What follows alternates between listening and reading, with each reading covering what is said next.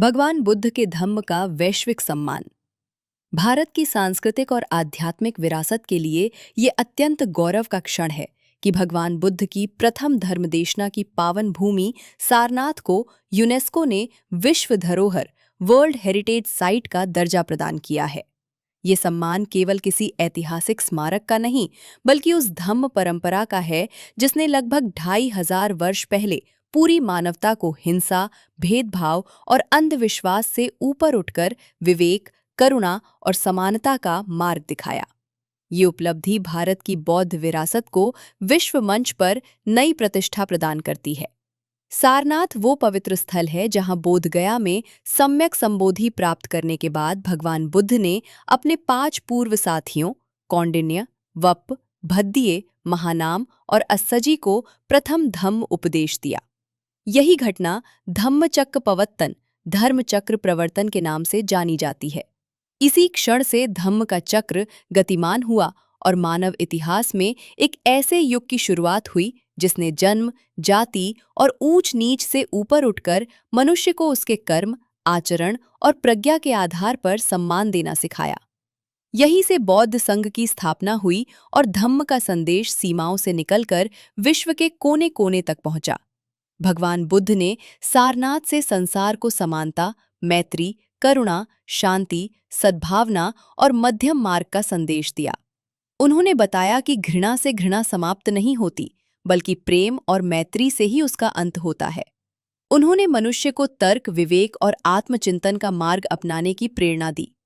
आज जब दुनिया युद्ध, हिंसा, कट्टरता, असहिष्णुता और सामाजिक विभाजन जैसी अनेक चुनौतियों का सामना कर रही है, तब बुद्ध का यही धम्म पहले से कहीं अधिक प्रासंगिक और आवश्यक प्रतीत होता है।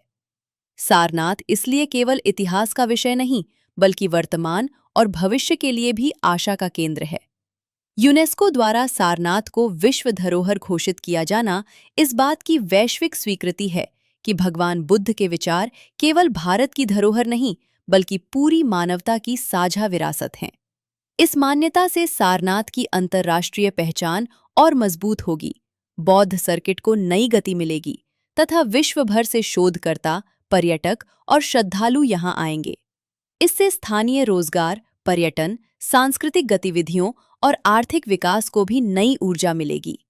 ये सम्मान आने वाली पीढ़ियों को भी बुद्ध के धम्म, भारतीय संस्कृति और विश्व बंधुत्व के संदेश से जोड़ने का माध्यम बनेगा।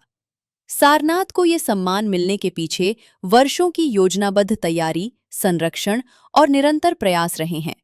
लगभग 28 वर्षों की लंबी प्रक्रिया के बाद ये ऐतिहासिक सफलता मिली है। इस उपलब्धि के लिए उत्तर प्रदेश के वरिष्ठ प्रशासनिक अधिकारी श्री मुकेश मेश्राम IAS का विशेष योगदान उल्लेखनीय है। उत्तर प्रदेश पर्यटन एवं संस्कृति विभाग के प्रधान सचिव रहते हुए उन्होंने भारतीय पुरातत्व सर्वेक्षण ASI के माध्यम से यूनेस्को के समक्ष सारनाथ का विस्तृत प्रस्ताव प्रस्तुत कराने में महत्वपूर्ण भूमिका निभाई और इस विषय को निरंतर आगे बढ़ाया। साथ ही भारतीय पुरातत्व सर्वेक्षण ASI, उत्तर प्रदेश पर्यटन विभाग तथा इस अभियान से जुड़े सभी अधिकारियों, विशेषज्ञों और कर्मचारियों ने संरक्षण, जीर्णोद्धार और प्रभावी प्रस्तुतिकरण के माध्यम से इस ऐतिहासिक उपलब्धि को संभव बनाया।